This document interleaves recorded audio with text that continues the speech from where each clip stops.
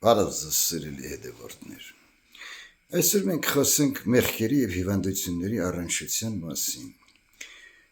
Շատ հիվանդություններ առաջանում են մեղքերի հետևանքով, այսինքն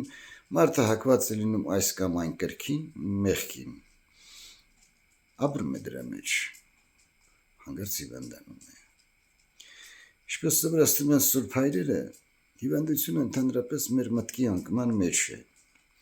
Այսինքն մարդը չհասկանալով, որ մեղքի մեջ է ապրում, մեղք է գործում, արդեն սովորում է, դուրը գալիս է, այսպես ասած, սկսում է ապրել այդ կյանքով, հետո հիվանդանում է մարդը, մտքից է գալիս ամեն ինչը, միտքը սարքում ենք գործառական մեղք, ընդհանրապես տարբեր հիվանդություններ ազդում են տարբեր օրգանների վրա, պետմարտկային օրգանների վրա, այսինքն ինչ-որ կրքով, որ մարդը տառապում է, ինչ-որ մի օրգան սկսում է նույնպես տառապել։ Ընդհանրապես սուրբ հայրերը ունեն շատ լավ բացատրած կանոնադրական գրքեր, որտեղ բացատրվում է ամեն մեղք ինչ օրգանի վրա է ազդում։ Ժամանակի ընթացքում մենք անդրադառնանք այդ խնդիրներին։ Այսօր կարճ ասենք մի քիչ։ Նախանձի արծաթասիրության դեպքում մարդը հիվանդանում է տարբեր ձևերի նյարդահոգեբանական հիվանդություններով։ Ցանկասիրության դեպքում ունենում է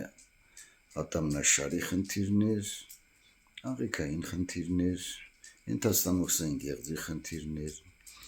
հուսահատությունից ծնվում է դեպրեսիա, չափազանց ավելի մեծ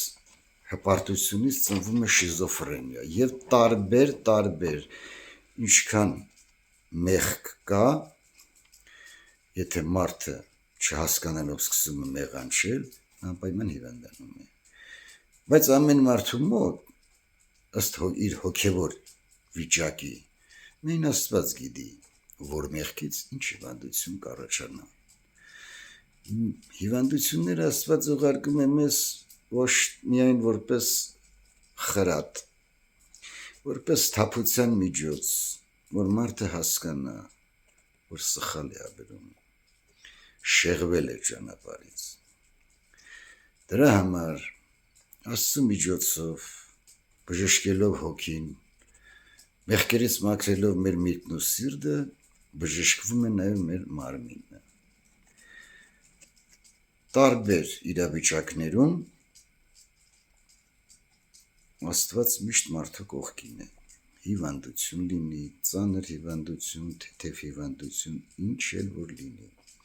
Դրա համար հիվանդությունների ժամանակ մի խուճապի մատնվեք, մի խառնվեք իրար։ Աստված ձեր կողքինն է, դիմեք Աստծուն։ Տեր Աստված ջան, ցույց տուր ինչ մեղք եմ գործել, ինչն եմ սխալ արել, որ այս խրատը ուղարկեցիր ինձ։ Աստված ողորմած է, ցույց կտա, կհասկանաք, կսկսեք աղոթել, մաքրել ձեր հոգին ու սիրտը մեղքերից ու կրքերից, այդ ժամանակ էլ Աստծո ողորմությամբ կգա ձեր առողջությունը։